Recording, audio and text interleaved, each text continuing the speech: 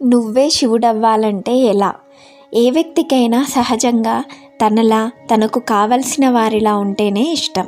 అలాంటి వారిపైనే ప్రేమ పెంచుకుంటాం. ఇతరులలో మనం మనల్నే ఇష్టపడుతున్నాం. ఇదే సిద్ధాంతాన్ని వాడి శివుడికి ఎలా ఉంటే ఇష్టమో, శివుడిలా బ్రతకడం ఎలానో, శివుడిగా అవ్వడం ఎలానో తెలుసుకుందాం. శివుడి తలపై గంగ. శివుడు ఆ ఆకాశగంగను జటలతో చుట్టి పట్టి లోకానికి సహాయపడేలా గంగను ధారగా వదులుతున్నాడు. నువ్వు శివుడవ్వాలంటే లోకక్షేమానికై కష్టపడు. నీ చుట్టూ ఉండే వారి కోసం సహాయపడు. ఆ గంగ నేరుగా ఆకాశం నుండి భూమిపై పడితే పెను ప్రమాదం. అలాంటి ప్రమాదం శివుడి వల్ల ప్రమోదంగా మారింది. శివుడిలా నువ్వు కూడా ప్రమాదాలను ముందే నీ తెలివితో అరికట్టి అందరికీ ప్రమోదం పంచు. శివుడి తలపై చంద్రవంక.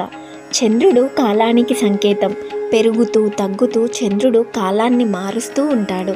అలాంటి కాలాన్ని నువ్వు కూడా జ్ఞానంతో ధరించాలి. అంటే ఏ కాలం కూడా శాశ్వతం కాదు. ఈ క్షణంలో భవిష్యత్తు నుండి ప్రస్తుతానికి, ప్రస్తుతం నుండి గతంలోకి మారిపోయింది. కాలం అనేది ఒక లెక్క మాత్రమే. ఆ లెక్కలోని మర్మం తెలుసుకొని నీవు ఆ జ్ఞానం ధరించి శివుడిలా కాలాతీతుడివి అవ్వు. శివుడి మూడో కన్ను. ఏ అజ్ఞానం అయితే నిన్ను ఆపుతుందో, నియంత్రించేందుకు ప్రయత్నిస్తుందో దాన్ని నీ జ్ఞాననేత్రం తెరిచి కాల్చివేయి. శివుడు మూడో కన్ను తెరిచి మన్మధుణ్ణి కాల్చినట్టు. శివుడి నీలకంఠం. అమృతం అందరికీ పంచి విషం తన గొంతులో దాచుకున్నాడు. అందరినీ ఆనందపెట్టే మాటలు బయటికి చెప్పు. ఒక్కరినైనా బాధ పెట్టే మాట ఉంటే అది గొంతులోనే దాచేయి. ఆనందం అందరికీ పంచు. నీ వారిని ఆనందంలో ముందుంచు.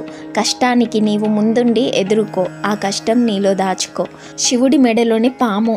పాము మృత్యువుకి సంకేతం. చావంటే భయపడకు. చావు లేనిది ఆత్మ. ఆ ఆత్మే నీవు అని తెలుసుకో. ఆత్మజ్ఞానం పెంచుకొని మరణాన్ని జయించు. శివుడివి అవ్వు. శివుడి చేతిలో త్రిశూలం. త్రిశూలానికి 3 పదునైన కొనలు ఉంటాయి. అవి సత్వ, రజో, తమో గుణాలకి, జాగృత్, స్వప్న, సుషుప్తులకి సంకేతం.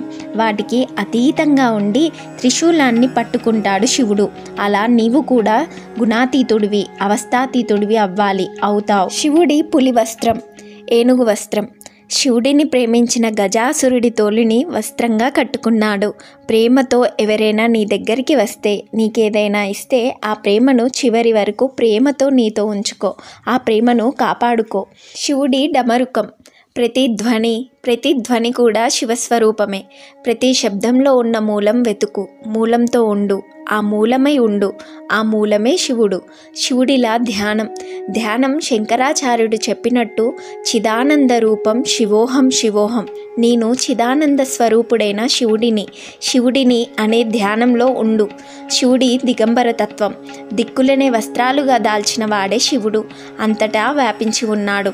అంటే తను నీలో కూడా వ్యాపించి ఉన్నాడు. అంటే నీవే శివుడివి.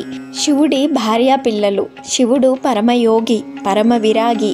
ఆయన భార్యకి ప్రేమతో సగభాగం ఇచ్చాడు. పిల్లలని ఒడిలో పెట్టుకొని పెంచాడు.